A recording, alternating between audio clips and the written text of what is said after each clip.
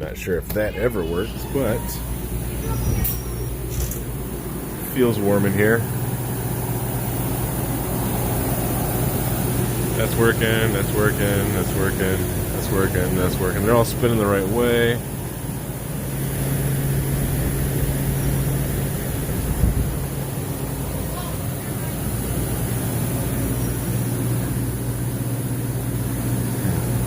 Thermostat set to 38.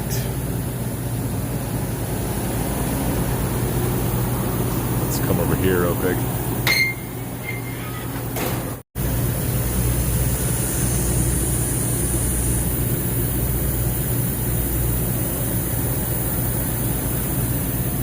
Not terrible. I don't know if you guys can hear that, but you can hear a distinctive hissing noise. Liquid line isn't real warm.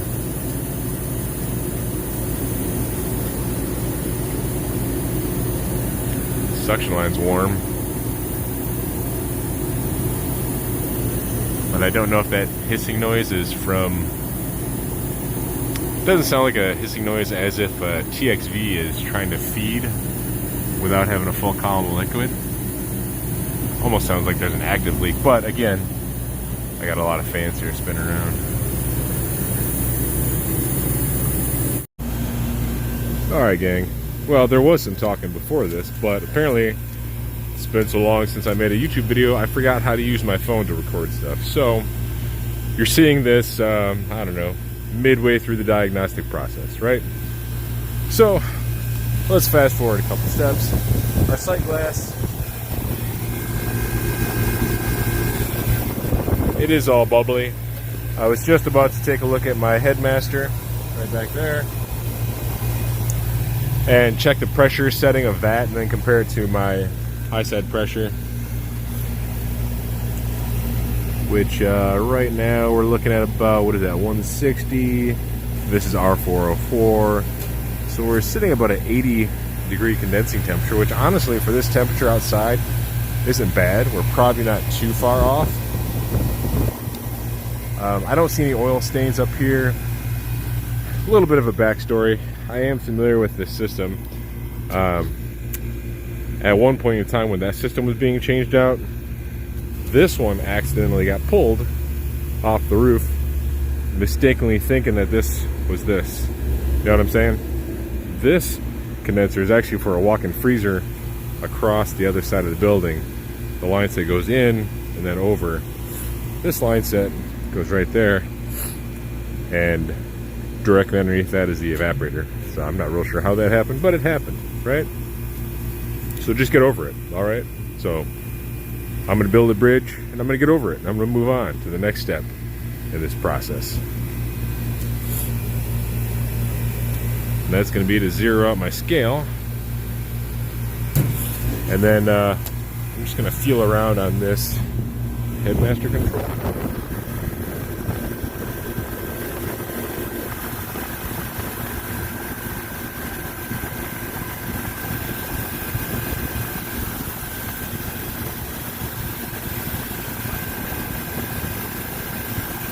Yeah, I mean, there's not much heat coming through there at all.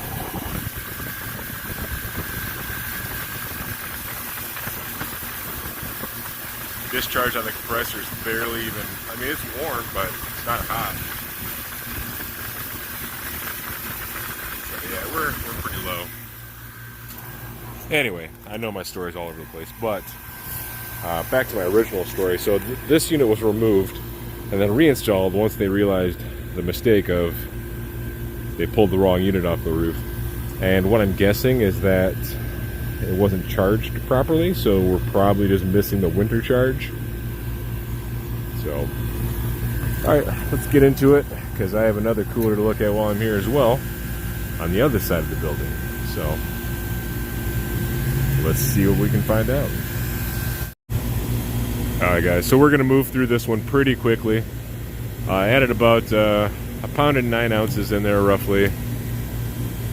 The headmaster control back there is a 180, so we should be sitting about 180 psi on our our high side, which we are. Our evap pressure is up to 75, 80, sitting at about a 39 degree evaporator. So not terrible. Like I said, it's probably 52 degrees in there. The display is broke, so I'm going to take one of my temperature probes down there and see what we got. But up here in Michigan, we just got hit with like an Arctic blast from Canada or Czechoslovakia, I don't know, but it like crippled my whole area, so I don't have much time to spend on this. I did go through, contactor looks good, no defrost clock in this one. Everything on that side looks good. Normally what I would do is I would pump it down and just measure where that refrigerant level is using a heat producing device, but what happens is it's so cold out here, once I pump it down and put a MAP gas torch to it, it doesn't do any good. It's just too cold out here. And I don't have an infrared camera on me right now to actually measure the liquid level of that receiver. So I'm not going to do that today. What I am going to do though is take my electronic leak detector right there and I'm going to sweep the system, see if I can get any hits anywhere. But like I said, I'm 90% sure what probably happened is this unit, when it was reinstalled, because it was mistakenly uninstalled, it wasn't charged up properly. So, but I'm going to take that down to the evaporator, make sure that hissing noise I heard wasn't an active leak or anything like that. You know, not that I have supersonic hearing. I kind of feel like it'd be obvious if I had a leak that big that I could hear it. I'd be flat. The entire system would be flat and I'd be off on low pressure. But we weren't. We're just a little bit inefficient. So let me clean up my gear, run downstairs. Oh yeah, by the way,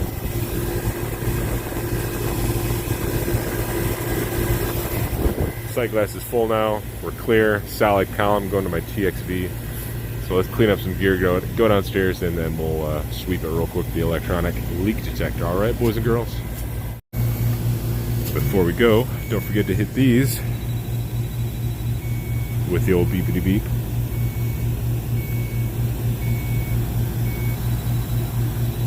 Oh, what's that? Is that for real, yo? Or is it just because I'm banging it around on this? Hold on.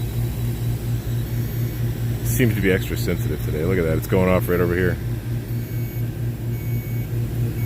I got a low battery, though. That's not helping. What the hell?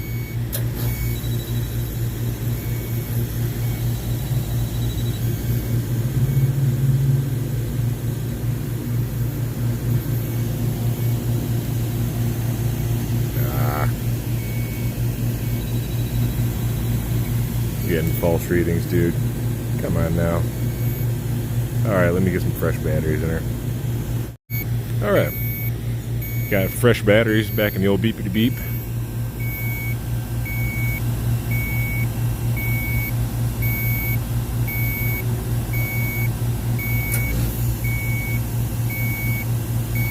Alright, so we got nothing there, so we're good.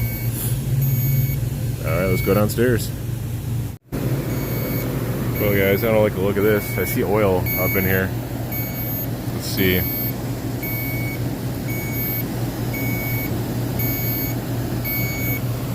There's a little bit of ice on there from being undercharged. Alright, maybe it wasn't oil that I saw. So I'm not getting a hit on nothing.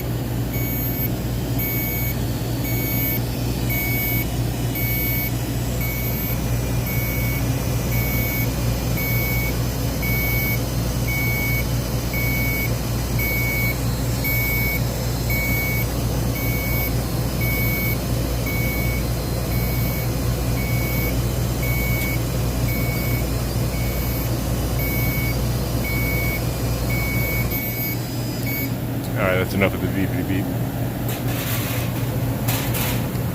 Yeah, I thought I seen a little bit of oil residue right there on top of the TXV, the power head. But I guess it's not a leak. So anyway, I'm gonna real quick spray that frosted coil down, that frosted distributor tube down with a little bit of hot water, and then we're gonna hurry up and move on to the next fire we gotta put out. So gotta move. It's a busy day.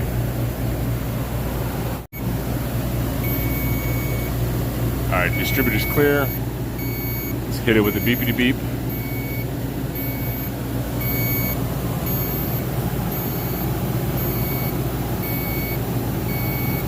just to be sure. I wanted to get the ice off there, the frost, then hit it again.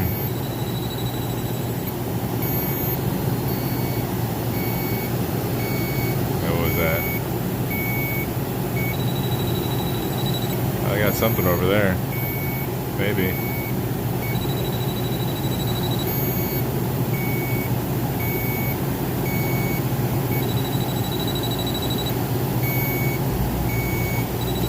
Alright, well, let's confirm with Bubbles. See if we got something for reals.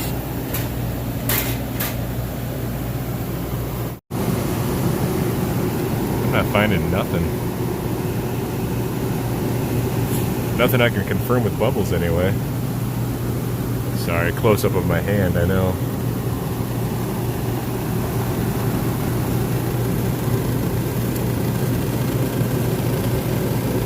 Oh, look, it's already frozen on there. But I wonder if my leak detector is just getting wacky on me.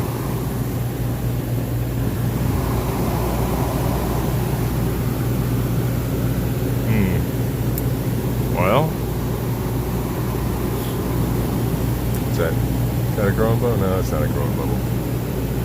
Alright guys, well, let's move on to the next fire.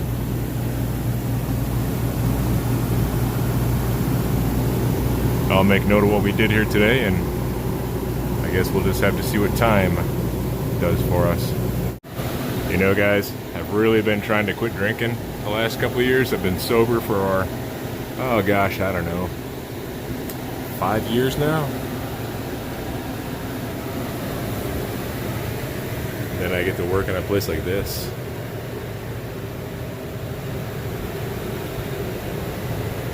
Yum yum, gimme some. Nah, no worries, I don't care about that. Anyways, let's get to work here. Let's see, solenoid, coil's clear, box temp currently is 46, I believe. Can't really see over there and see what the temperature set point is, but I see a screwdriver, which is never a good thing. Makes me wonder if anybody was over there poking around with that thing, adjusting the temperature like sometimes they do. So I'm gonna have to move some stuff, gain some access, see what the temperature is, and then we'll get up on the roof.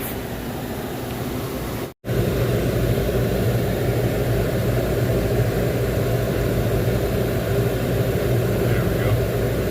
If you guys can hear me, we're set to 35 now.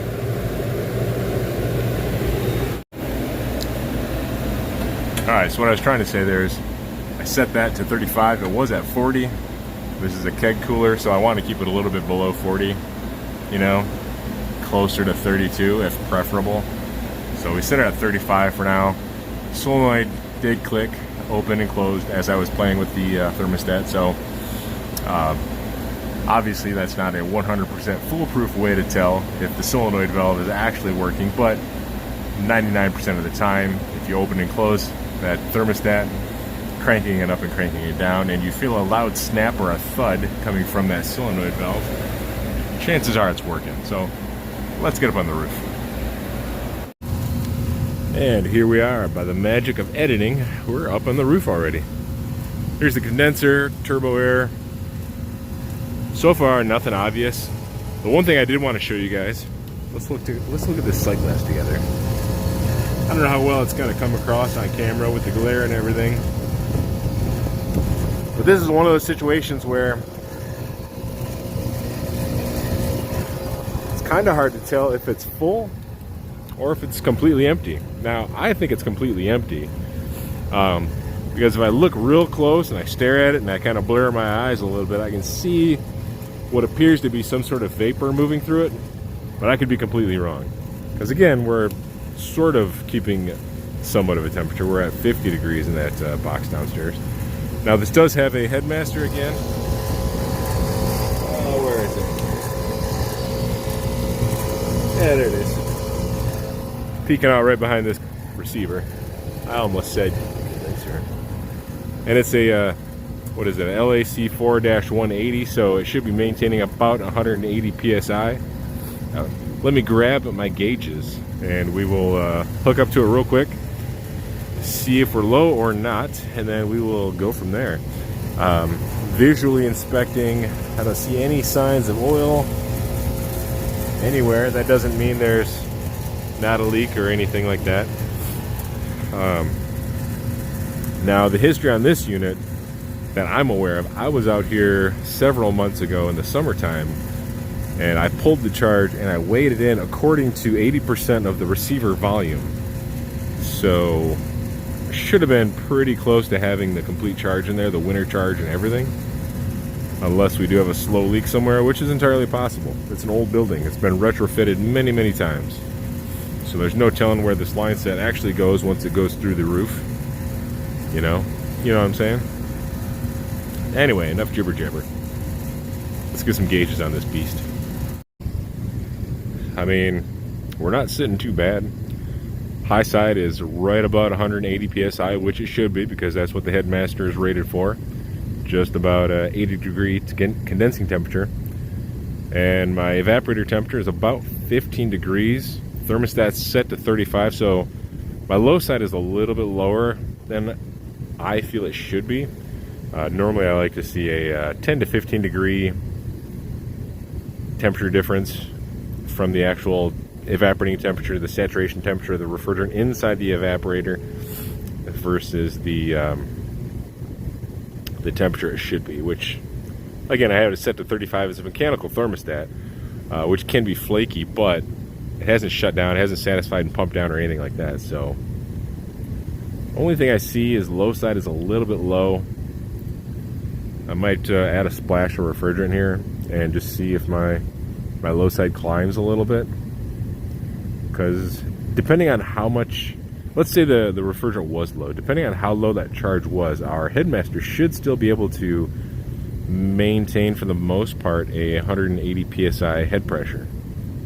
Obviously that varies depending on exactly how low the charge is. I can't imagine you could be substantially low to the point where your sight glass would appear empty and your head pressure would still be maintaining 180 psi. I don't think that's a possibility, especially since it's like Arctic temperatures outside. But my evaporator temperature just seems rather low. Like, I'd like to see it around 20, but I mean 15 isn't terrible. Thermostat set to 35. Right now it was, or actually when I left the box it was 46 degrees. So currently right now with it, let's say it was still 46 degrees in there, which I've been up on the roof for maybe 20-30 minutes. Chances are it didn't get down, temperature didn't get down too far. But let's say it's still 45 degrees in the box. I'd want to see my evaporator right now at about 30, maybe 25. That's the extreme point, but a 15 degree TD is pretty sufficient. It's within tolerance, I'd say. I don't know, what do you guys think? Throw some comments down below if you disagree. This is all just rules of thumb, by the way, guys. I'm not claiming this is end all be all sort of thing. It's just rules of thumb that I operate by. Obviously, if I were to call Turbo Air and ask them, they would probably have something different, maybe something more specific, but it is what it is. Just to be sure, I actually do have a full column of liquid. I took the cap off my king valve and I loosened the packing nut that's on there and I cranked it all the way in, shut it down. As it was pumping down, I saw the sight glass slowly empty. Then I cracked it back open and I saw it refill again. So just a little trick you guys can do in case you're unsure. But yeah, everything up here looks pretty good. I'm gonna go back downstairs, check the TXV. Again, we might just have a flaky thermostat that was adjusted to 40, but has a drift of, let's say, 5 degrees plus or minus. So I'm gonna go downstairs, crank it down to 30, and just kind of see what happens.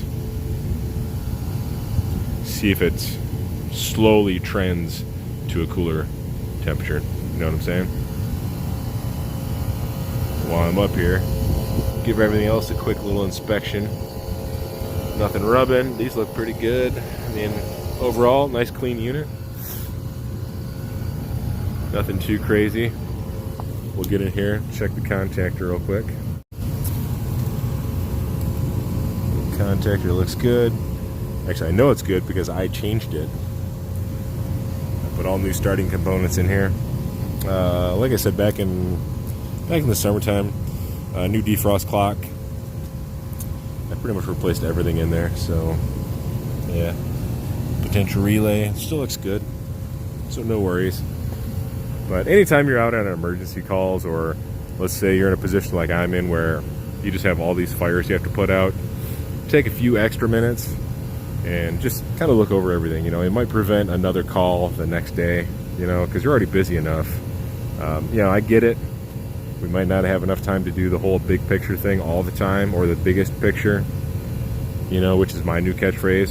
HVACR videos, if you're watching, you can suck it. My new catchphrase is the biggest picture diagnostics. No, wait. Let me rephrase that. The biggest picture diagnosis. Mwah. Yeah, suck at HVACR videos. So yeah, we're looking good. Let's go downstairs and see what's going on. Well, guys, we're back up on the roof. I was downstairs watching the temperature drop.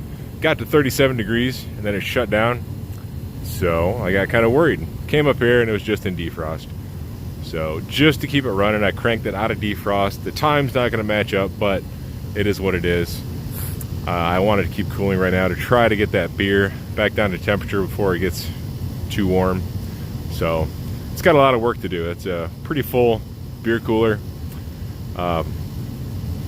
You know, probably a couple hours it's going to take to get down to temperature, but we were at 37, 36. I cranked the thermostat down to about 32, but again, that is a mechanical thermostat, so I advised the manager to keep an eye on that, because there's a little bit of drift with those mechanical thermostats. I set it at 32. I don't know, it could shut off at 34, could shut off at 30, you know. And then there's also a 3 degrees differential in there from the time it shuts off to the time it kicks back on. So that thermostat, I did change that as well, so I'm not too concerned about that. Not to say that they don't go bad after a few months, but we're just going to keep an eye on it. Right now, all I can see wrong is that the thermostat was set to 40 degrees, and we're maintaining 46 degrees. So, I mean, somebody needs to keep their filthy hands off the thermostat, I guess. You know what I'm saying? All right, guys, thanks for watching. If you have any questions, comments, put them down below. All right, we'll see you guys on the next one. Stay safe out there, stay curious, and we will talk to you again soon.